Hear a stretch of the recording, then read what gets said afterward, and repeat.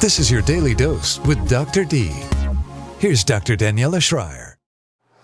Hi there and welcome back. I'm Dr. Daniela and you're here to get your daily dose. Thank you for all your tweets related to the Jodi Arias case. Please be patient with me. I know you're looking forward to what I'm thinking about her personality and maybe a potential diagnosis. Remember, I did an interview with Jean Casares in a session through TV that was on January 16th. It's actually on my website, drdaniela.com. You can get some insight there, but I will actually podcast it for you in a separate pod as well. I also got many questions about what was the motive for the killing, and I will address that too in a different podcast.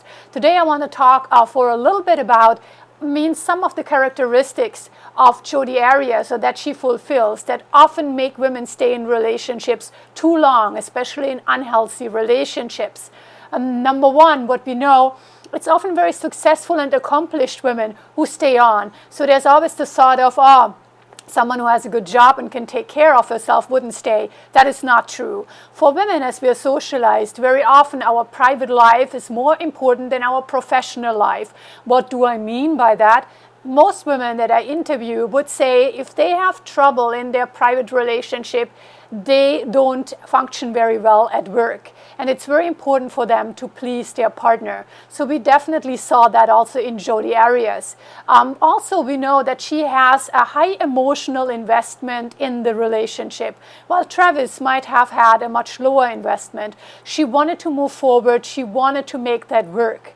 We also get the feeling that she's very sentimental, or she was very romantic about her outlook. She wanted a full-on relationship. He was more into the sexual part, non-commitment, and that kind of made her more obsessed. Because remember, we covet what we see, and when people don't give us exactly what we want, we try harder. And here it comes up. She was also very sensitive towards the need, and many women are, of their partner or who they wish to be their partner. So she's trying to please, all right? I'm not building a defense for her. We just want to actually see what is matching here and what the defense might be bringing up. Also, we know that she was very tolerant in relation to, excuse my language, nonsense. She wanted a one-on-one relationship. He didn't offer that. She went back with him several times, even so she knew that he was cheating and had a very different outlook on life and the relationship.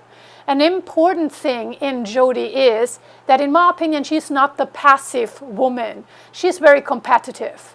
She actually was the one who initiated checking his cell phone. If you're in a bad relationship, probably you won't dare to do that because you would know it has consequences. She found the truth, but she still decided to stay on. Right? Competitiveness is also very often, I'm having invested so much. I know that I just have to work a little harder and I can get what I need. That's true, ladies and gents, in the work world, right? You do that, but it's not true in a relationship. You know, affection for each other is a little magical and also needs the right timing. So she overstayed her welcome. She's also very extroverted, or many women who stay are extroverted. They get actually their power, or they get their energy filled from others. So she had learned very well that Travis would react if she's reaching out to him in a sexual way, and so she kept that up. Moreover, she was also a little bit excitement seeking. See, she had a stable relationship with a much older man, and that seemed to work well. None of the qualities of anxiousness or maybe obsessive attachment were brought on because there was no need. But she wanted a man who was a little bit extravagant, and Travis was that. But what do we know about extravagant men? They're often harder to hold on to. They have their own life. They're emotionally very independent, aka they might do what they want. And so she found herself in a roller coaster of highs and lows. Last but not least, she was also fairly free-spirited. She was sexually actually able to experiment with him, and she was also able to be like a chameleon and adapt to situations, meaning even non-very orthodox life or living conditions. She had moved away, they had broken up. She still felt that, well, we have a sexual relationship, it might still be working out. So these were some of the issues that I found with her when we are actually watching her on air.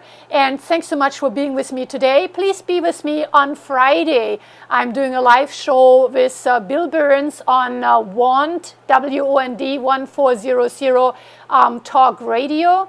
It's an East Coast show, and you can see my tweet about that. Thanks so much. I'm Dr. D, and that was your Daily Dose. Bye-bye. This has been your Daily Dose with Dr. D. For more, go to drdaniela.com. That's drdaniela.com.